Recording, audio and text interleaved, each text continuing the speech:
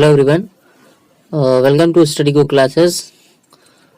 Today this topic has been medieval history and Turkish invasion.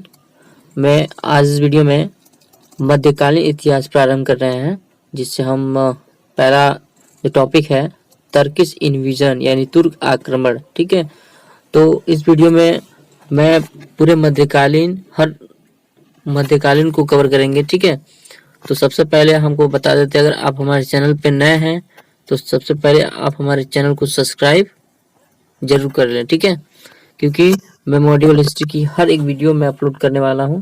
ठीक, तो हम बात करेंगे कि तुर्क आक्रमण से, ठीक है, टर्किश इन्वेजन से। ठीक, जब भारत पे जो है तुर्क आक्रमण कर दिए थे, तो पहले हम बात जान लेते हैं कि तुर्क आक्रमण क्यों हुआ था। ठीक है, कहाँ कराने वाले थे सब। ठीक, तो बात करेंगे तुर्क जो है एक स्थान का नाम है जिसमें हम जिसे गजनी कहते हैं। ठीक है, जो है तुर्क में एक स्थान का नाम है जिसको गजनी हम बोलते हैं। ठीक, गजनी बोलते हैं, और गजनी ये जो है गजनी कहते हैं। और गजनी वंश वहाँ जो है एक गजनी वंश चलता था। ठीक है, जिसे हम यामनी वंश कहते हैं या गजनी डायनेस्टी बोलते हैं। ठीक, तो तुर्क जो है गजनी का स्थान का नाम है, वहाँ जो है गजनी वंश चलता था, जिसे हम यामनी वंश कहते हैं। ठीक है, देखिए इसमें जो है गजनी जो कि अफगानिस्तान में पड़ता है। ठीक, अफगानिस्तान जो तुर्क की अफगानिस्तान में गजनी जो है कहाँ पड़ता है, अफगानिस्तान में। और यामनी वंश का जो संस्थापक था अलप्तगीन था। ठीक, यानी जो यामनी वंश के जो फाउंडर कौन है, अलप्तगीन है। कौन है, अलप्तगीन। ठीक, आप याद रखिएगा। ठीक, जो टर्किश इन्वेजन में सबसे पहले हम क्या बताएंगे कि तुर्क स्थान का नाम है जिसको हम गजनी बोलते हैं। और गजनी में कौन सा वंश चलता था, गजनी वंश चलता था, जिसे हम यामनी वंश बोल सकते हैं, गजनी डायनेस्टी बोल सकते हैं। ठीक है, और ये कहाँ पड़ता है, अफगानिस्तान में पड़ता है। और इसके फाउंडर कौन है, अलप्तगीन था। ठीक, सबसे पहले हम बात करते हैं कि देखिए यहाँ नाम आ रहा है महमूद गजनवी का। देखिए थोड़ा सा समझ लेते हैं, उसके बाद आपको बताएंगे कि महमूद गजनवी के बारे में। ठीक है, महमूद गजनवी भारत पर आक्रमण से पहले भारत की एक स्थान था जिसका पेशावर पे एक शासन करता, जिसका नाम जयपाल था। देखिए महमूद गजनवी की उससे पहले बात करेंगे, जब मोहम्मद गजनवी से आक्रमण से पहले की बात करेंगे। भारत में एक जगह है जिसको नाम पेशावर एक स्थान का नाम है। ठीक है, स्थान का नाम है, वहीं पे जो है एक शासन था जहाँ शासन करता था जयपाल। यानी भारत में जो है एक पेशावर स्थान नाम है। ठीक, वहीं पर एक शासन करता था जिसका नाम था, क्या था, जयपाल था। ठीक, ठीक, अब देखिए यहाँ जो है सबसे पहले हम बताएं अभी थोड़ी देर पहले कि यामनी वंश का संस्थापक कौन था, अलप्तगीन था। ठीक, ठीक, उसके बाद जो है यहाँ देखेंगे आप कि अलप्तगीन का एक गुलाम था जिसका नाम था सुबुक्तगीन। ठीक, आप याद रखिएगा अगर पूछ एग्जाम में कि अलप्तगीन का गुलाम कौन था, तो सुबुक्तगीन। ठीक, टॉपिक याद रखते जाइएगा। ठीक, देखिए उसके बाद सुबुक्तगीन का एक पुत्र जिसका नाम मोहम्मद गजनवी था। अब देखिए मोहम्मद गजनवी कौन था, अभी बताया ना कि अब थोड़ी देर पहले आपको बताएंगे मोहम्मद गजनवी के बारे में। तो मोहम्मद गजनवी जो है सुबुक्तगीन का पुत्र था मोहम्मद गजनवी। ठीक है ना, सुबुक्तगीन का। ठीक, और सुबुक्तगीन कौन था, ये जो है यामनी वंश का संस्थापक था, यानी यामनी फाउंडर का संस्थापक था। ठीक, याद हो गया क्या, मोहम्मद गजनवी कौन था, ये जो है सुबुक्तगीन का पुत्र था। और सुबुक्तगीन जो था वो यामनी वंश का संस्थापक था। ठीक, जो कि अफगानिस्तान में पड़ता है। देखिए उसके बाद मोहम्मद गजनी के पिता सुबुद्दीन बार भारत या पेशावर पर आक्रमण के लिए पेशावर के शासन को हरा कर भगा देता था। हार कर भाग देता था, यानी जो है जो सुबुद्दीन था वो भारत के यानी पेशावर जो जगह पे बताया ना, पेशावर में एक कौन सा राजा राज करता था, जयपाल के नाम से। ठीक, तो जो है जो सुबुद्दीन था उस पर बार बार क्या कर रहा था, आक्रमण कर रहा था। तो लेकिन जो है वो उसको विजय न मिलने के कारण वो जो है हार जाता था और हार कर वो भाग जाता था सुबुद्दीन, ठीक है। उसके बाद जो है यहाँ देखेंगे कि 998 ईस्वी में, ठीक है, सुबुद्दीन ने पेशावर पर आक्रमण करने के लिए चला और रास्ते में ही जयपाल ने उसकी हत्या कर सुबुद्दीन मर जाने के बाद, ठीक, गजनी सिंहासन मोहम्मद गजनी सिंहासन पर बैठा और उसने कसम खाई कि भारत पर 17 बार आक्रमण करूंगा। लिख, देखिए अब क्या होता है 1700, उसके बाद जो है वो भाग जाता था, लेकिन जो है 998 ईस्वी में सुबुद्दीन ने पेशावर पर आक्रमण करने के लिए जाता है और जाते ही रास्ते में ही जयपाल ने उसकी हत्या कर देता है, ठीक है। उसके बाद हत्या करने के बाद जो है उसके बाद उसका जो पुत्र है मोहम्मद गजनी उसके सिंहासन पर बैठता है और वो बैठते ही कसम लेता है, क्या लेता है, कसम लेता है कि मैं भारत पर 17 बार आक्रमण करूंगा, ठीक है, याद रखिएगा। मोहम्मद गजनी ने कसम लिया, सिंहासन पर बैठते ही उसने कहा कि मैं भारत पर 17 बार आक्रमण करूंगा, ठीक। आपको समझ आ रहा होगा सब, ठीक। अब देखिए मोहम्मद गजनी के बारे में देख लेते हैं लोग। ये जो है ये इसका शासन काल देख लेते हैं मोहम्मद गजनी का, ठीक। मोहम्मद गजनी का जो शासन काल है यहाँ देख लेते हैं मोहम्मद गजनी का, ठीक। 1000 से लेकर 27 तक इसका जो है शासन था, ठीक। मोहम्मद गजनी पहले बात करेंगे कि 1000 ईस्वी में 1000 में मोहम्मद गजनी ने पेशावर पर आक्रमण किया लेकिन कोई नतीजा नहीं निकला और अगले साल, ठीक है, यानी 1000 में उसने अटैक किया पेशावर पर लेकिन कोई भी नतीजा नहीं निकला। फिर उसके बाद उसने 1001 ईस्वी में उसने मोहम्मद गजनी ने पेशावर पर आक्रमण किया और जयपाल को पराजित कर उसकी हत्या कर दी। अब देखिए उसके बाद 1001 ईस्वी में क्या करता है कि 1001 ईस्वी में वो किस पर, जयपाल पर आक्रमण करके उसकी हत्या कर देता है, ठीक।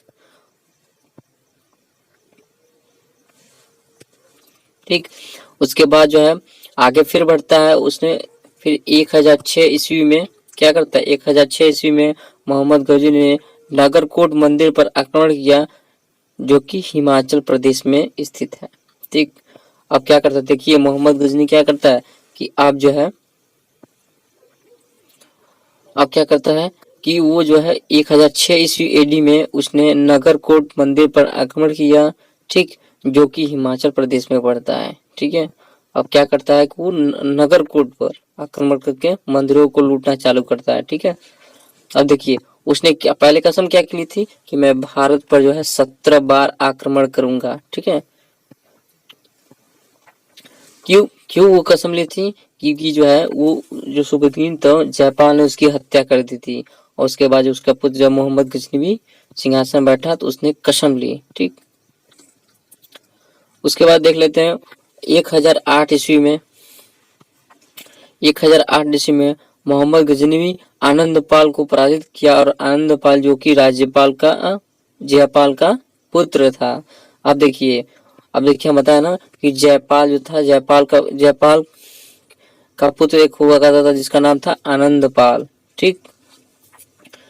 यानी जो है जयपाल का एक पुत्र था उसका जिसका नाम आनंदपाल था। फिर देखिए अब जो है मोहम्मद गजनी भी उसके पुत्र को भी क्या कर देता है, पराजित कर देता है। कब ईस्वी में, 1008 ईस्वी में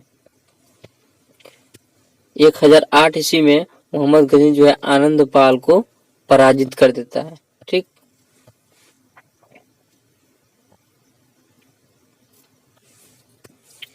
अब देखेंगे कुछ और, उसके बाद मोहम्मद गजनी की आगे की कहानी देखते हैं, ठीक। उसके बाद जो है 1011 से 12 ईस्वी में देखते हैं एडी में, तो मोहम्मद गजनी ने मथुरा और उज्जैन पर आक्रमण किया और यहाँ के मूर्तियों को भी क्या कर दिया, डिस्ट्रॉय कर दिया, यानी तोड़ दिया, ठीक। अब देखिए मोहम्मद गजनी की जो आतंक है बहुत ज्यादा तेजी से बढ़ती हुई आगे जा रही है। तो पहले जितने नगरकूट मंदिरों को लूटा, उसके बाद जो है मथुरा और उज्जैन के पर आक्रमण किया और वहां की जो मूर्ति है उसको भी क्या कर दिया, वो डिस्ट्रॉय कर दिया, यानी तोड़ दिया, ठीक। कब, 11 से 12 AD में। आगे देखते हैं थोड़ी सी। देखिए अब क्या होता है कि 1014 में देखते हैं क्या करता है मोहम्मद गजनवी। मोहम्मद गजनवी ने एक स्थान है जिसको हम स्थानेश्वर महादेव मंदिर पर आक्रमण किया, जो कि यह हरियाणा के कुरुक्षेत्र में स्थित है। उस मंदिर के अंदर चक्र स्वामी मूर्ति को तोड़ा, क्योंकि वह मूर्ति किस भगवान की थी? श्री कृष्ण की। अब देखिए समझ लेते हैं थोड़ी सी विस्तार रूप से समझ लेते हैं कि 1014 ईस्वी में मोहम्मद गजनी ने स्थानेश्वर महादेव मंदिरों पर आक्रमण किया और क्या कर दिया? उसको डिस्ट्रॉय कर दिया। और वो जो मंदिर जो है किसकी थी? चक्र स्वामी यानी सुदर्शन चक्र वाले यानी भगवान श्री कृष्ण की थी। और वो जो है उसको भी क्या कर दिया? वो तोड़ दिया। और ये कहाँ पड़ता है? हरियाणा में पड़ता है। हरियाणा के कुरुक्षेत्र में स्थित है। ठीक है, स्थानेश्वर महादेव मंदिर पर आक्रमण करके उसको भी क्या कर दिया? वो डिस्ट्रॉय कर दिया। एग्जाम पे अगर आ सकता है कि ये जो है चक्र स्वामी, यानी चक्र स्वामी मतलब किसकी मूर्ति? श्री कृष्ण की मूर्ति। ठीक है, अब देखिए उसके बाद जो है 1025 ईस्वी में 1025 ईस्वी में देख लेते हैं। तो 1025 ईस्वी में क्या करता है कि मोहम्मद गजनी गुजरात के सोमनाथ मंदिर पर क्या करता है? आक्रमण करता है। अब जो है देखिए इसका आतंक कितना ज्यादा है। ठीक है, कि ये क्या करता है कि 1025 एडी में ये गुजरात के सोमनाथ मंदिर पर अटैक करता है। ठीक है, उसके बाद जो है 1027 ईस्वी में मोहम्मद गजनी ने जाटों पर आक्रमण किया। अब देखिए जाटों पर आक्रमण करने के बाद उसके बाद जो है इसकी मृत्यु हो जाती है 1030 ईस्वी में। ठीक है, इसकी मृत्यु कब हो जाती है? 1030 ईस्वी में इसकी मृत्यु हो जाती है मोहम्मद गजनी की। ठीक, तो 1030 में इसकी क्या हो जाती है? डेथ हो जाती है। देखिए मोहम्मद गजनी की डेथ क्या होती है कि जो है जब वो जाटों पर आक्रमण करने के कारण से इसकी मृत्यु हो जाती है और बहुत ज्यादा वो गंभीर रूप से ग्रस्त हो जाने के कारण जो है इसकी मृत्यु हो जाती है। ठीक, तो ये हो गया मोहम्मद गजनी की।